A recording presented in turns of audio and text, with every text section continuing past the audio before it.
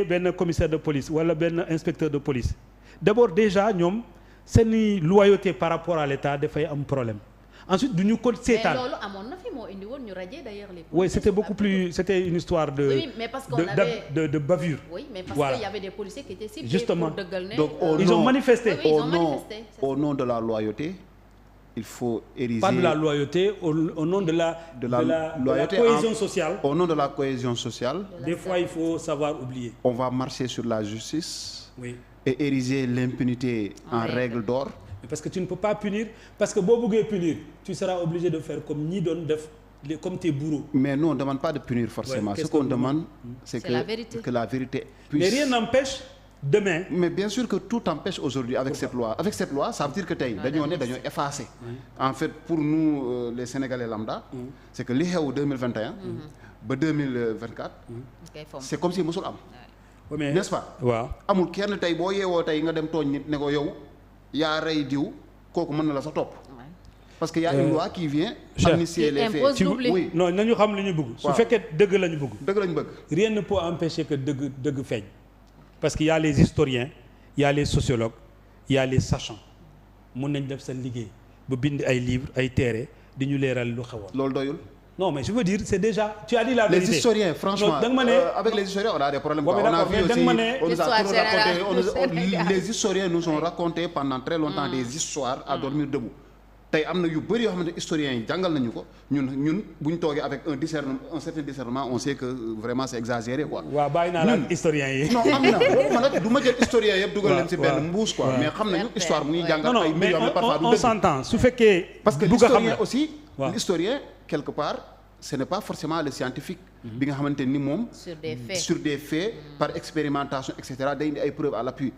gars dina indi ay preuves mais de façon subjective aussi mën na am fu mu féete tey un Allemand qui raconte la guerre mondiale ak un Français qui raconte la guerre mondiale et un Sénégalais qui raconte la guerre mondiale on a plusieurs guerres mondiales mais comme dëkk la boo xam ne dañu am liberté suba mun nañu am benn historien bu proche waa PASTEF ak benn historien bu proche waa Benno ñu bind seen livre ñu confronter on saura la vérité su fekkee xam dëgg xam lu xew loolu fu fekkee loolu dong la on peut le faire sans passer. Oui, vous par contre vous avez accès aux livres. Oui. Heureusement. Oui. Vous pouvez aller faire cette confrontation. Oui. Mais il y a des Sénégalais moi le marchand ambulant que je suis. may dox ci mbedd yi. ah mais problème yi ngay posé wul problème yooyu moom il est trop content gis xaritam mu génn kaso. kan mooy xaritam.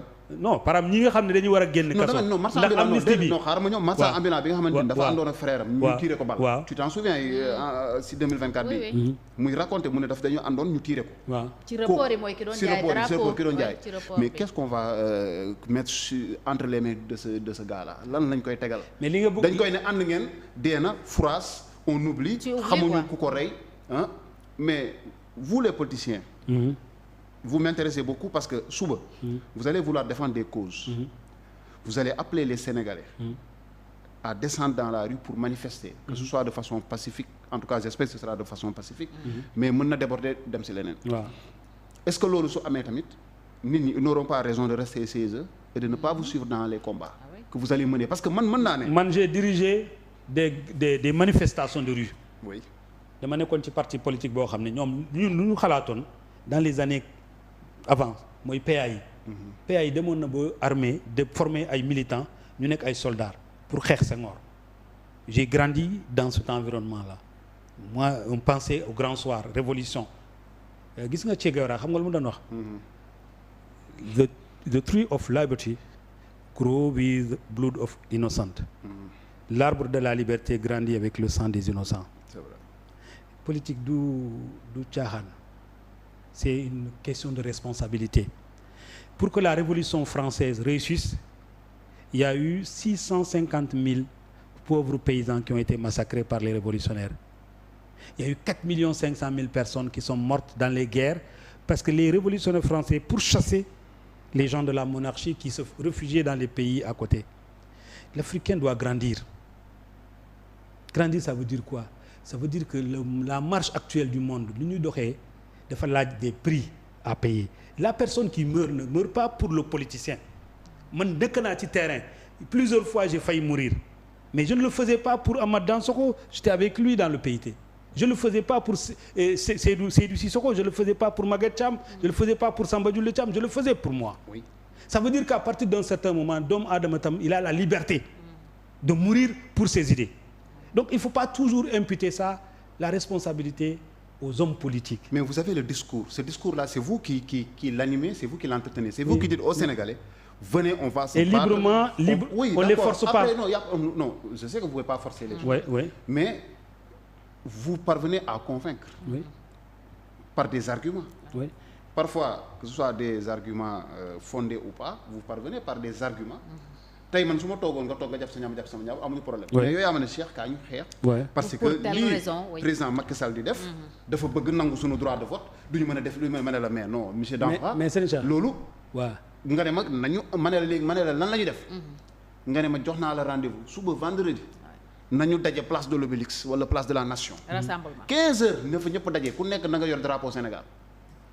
ma topp la nga ne ma mais c'est une manifestation pacifique dañuy dem wane suñu naqar ñu filmer ko àdduna xam ne dañoo mer man la je suis partant je laisse ma famille derrière je laisse mes enfants je viens avec vous ma ñëw ba foofu ñu rey la ñu tiire ma maa ngi ne vive la démocratie ne touche pas à ma constitution ma jógee fële xaw ma bal gi fan la jógee ñu tiire ma daan sama famille ñàkk mais quand même loolu yëpp d'accord c'est le prix c'est un prix fort quand même à payer je l'ai payé mais il faut pas aussi que man sama mémoire n'est-ce pas sama ginnaaw qu'il y ait des lois yu ñëw di salir sama mémoire. non parce que salir sama mémoire mooy on peut grandir ta mémoire. ñu ñëw su fekkee li nga doon xeexal la meilleure chose à faire. c'est d'abord de faire éclore la vérité. mais amoo moyen tu n'as pas les moyens. mais comment ça on n'a pas les moyens. mais ki nga xam ne moom moo def lii l'auteur principal. moom moo fi toog donc da ngay xaar ba moom mu dem. ki nga xam ne moom moo am intérêt vérité bi éclore mu ñëw toog kooku toogul ba pare. on se comprend da nga ne bu Diomaye toogee. oui non je suis d'accord avec vous maintenant. il peut rétablir la vérité. et puis mieux il y a aussi une contradiction ci waxtaan bi ñu def. et am na sunu xarit sunu compatriote yi nekkoon Pastef ak ñeneen yi doon xeex mi gat sa xeex dëgër. ñoom ñu mujjee nekk kaso ba ñu amnistier leen. ñun ñëpp ñu naqarlu li nga xam ne dal na leen tey mu am un parti politique qui use de ses droits constitutionnels qui n'appelle pas les gens ñu wàcc ci tali bi ñëpp di dal seen kaw. ñoo ñan. par exemple tout le monde dit PDS aujourd'hui PDS mu ngi ñu bëgg a sonal mu ngi ñu bëgg a def nii. alors que il faut se battre pour ses droits. il y a deux manières ou on le fait par la force ou on le fait par la méthode douce. bu ñu defee par la force ñu ne nit histoire la ñu. bu ñu defee par la méthode douce ñu attaqué ñu tam c'est pas le peuple mais c'est les élites vous les animateurs les chroniqueurs les journalistes. mais am na tamit lu abandonner ses droits. pour la paix sociale. au nom de la stabilité. Attendez. On ne peut pas demander logiquement Ndiassé à quelqu'un ñu tooñ ko mu nangu tooñ bi la vérité doit être défendue quel qu'en soit le prix. L'essentiel qu'il faut éviter de faire quelque chose boo xam ne da nga ko rëcc. C'est la raison pour laquelle que ce soit le Parti démocrate sénégalais coalition K24 lu ñu def nii dañ koy def ci jàmm ak salaam. Sonko mënoon na continuer. user de ses droits parce que yéen conseil constitutionnel. ni ngeen sentir victime ngeen ci décision bi mu jël. Sonko sentir na ni moom victime la. mais dafa wuti beneen candidat. non moom dafa bàyyi mu sedd. mënoon na fi continuer di def recours. mënoon na ne su ma bokkul élection du am. non je suis pas d'accord avec toi. lu tax Sonko dafa amoon 4 candidats.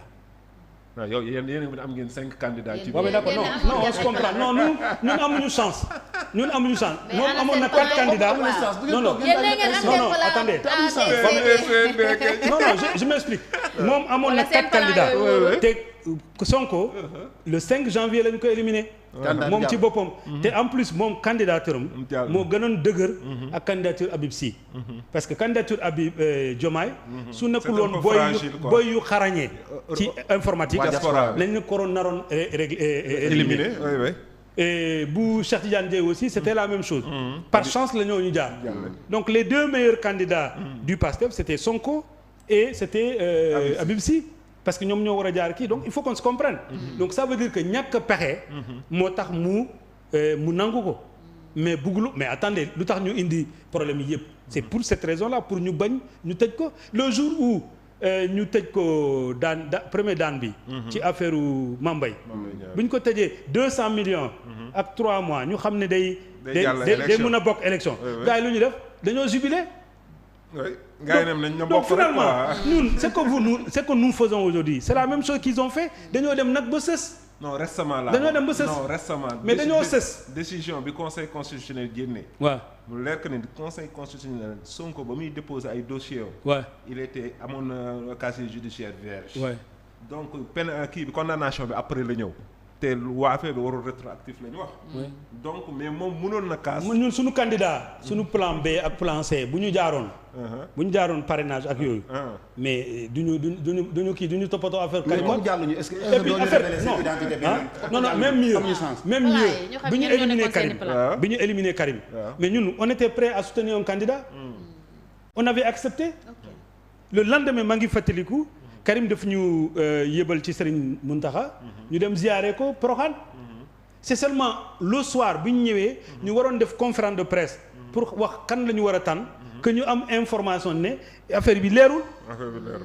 sinon ñun on était prêt à soutenir un candidat non loolu c'est information bi jógee mais ñun ci dëkk bi la ñu bokk mais le PDS c'est un grand parti on est présent dans toute la sphère donc on a eu des éléments sûrs qui nous ont dit mais donc suñu élimination bi c'était pas que c'était programmé plainte bi kañ lañ koy déposer benn plainte non boobu xaw ma ko mais xam naa fan yi rek d'accord waaw mais pour le moment ñu ngi focus comme booy ni ñu ko waxee ñu ngi focus ci vendredi bi focus bi plagiat la de wala plagiat non samay booy lañu donc c'est normalement plagier leen mais non ay jàmbaar lañu c'est des gosses qui sont magnifiques ces jeunes là ils sont magnifiques moi parce que voilà moi je les admire parce que j'ai fait ça bi ma nekkoon booy j'ai fait ça gis sa bopp waaw ma ci gis ça li ma metti mooy ku mel ni Macky Sall il faisait ça man ak Macky Sall sunu grand lañu mais dañ daan coller ay affiches nekk ci tali avenue Cheikh Anta Diop di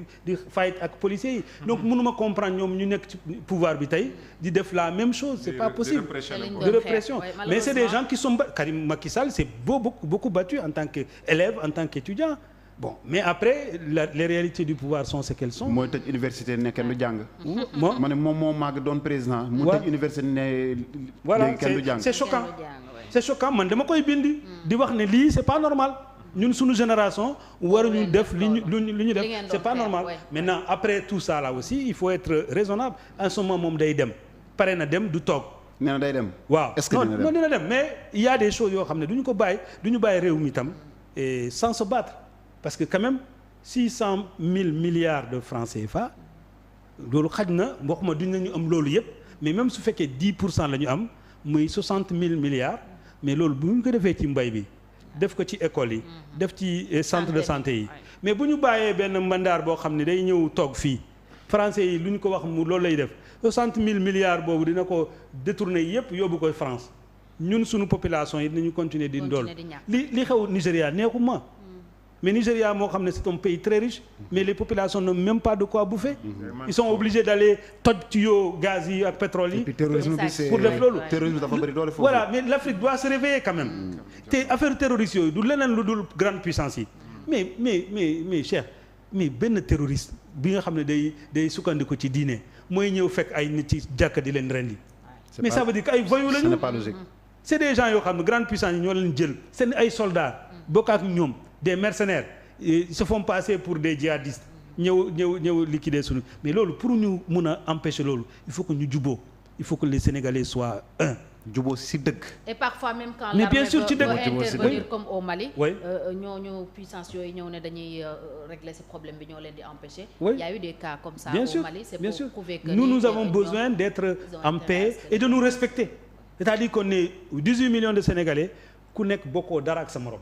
mais sous l'intérêt national bu ñëwee moo ñu boole. voilà il faut qu'on se mette ensemble et qu'on ñu am tolérance mais tey boo jógee Sénégal dafay mel ni ay noon lañu kii bokk ci Karim kii bokk ci Sonko kii bokk ci Khalifa mel ni ay noon lañu mais duñu ay noon parce que ñun ñëpp on a un résultat commun à trouver mooy naka la ñu def comme tu as dit tout à l'heure comment on fait pour que jeunesse yi mun a am liggéey pour que seen li ñu fayee ko mu am njariñ ci ñoom ñu bañ a def mbëkk mi ñu togg ci suñu réew voilà qu'on soit heureux mais ça c'est possible mais lu tax mënuñu ko def tout le temps xuloo ngaañoo rek mais jàppale lu ñu ñun daal dañuy bëggee fexe en sorte que un travailleur ñu def un travailleur à la tête du Sénégal te foofu mooy peut-être sama dernier mot le travailleur liggéeykat bi mooy Karim Wade ku dul nelaw. très bien waaw jërëjëf toujours mu ngi liggéey Tamba Danfakha ñu ngi lay gërëm bu baax a baax président coalition commandant de bord waaw président coalition priorité emploi non des na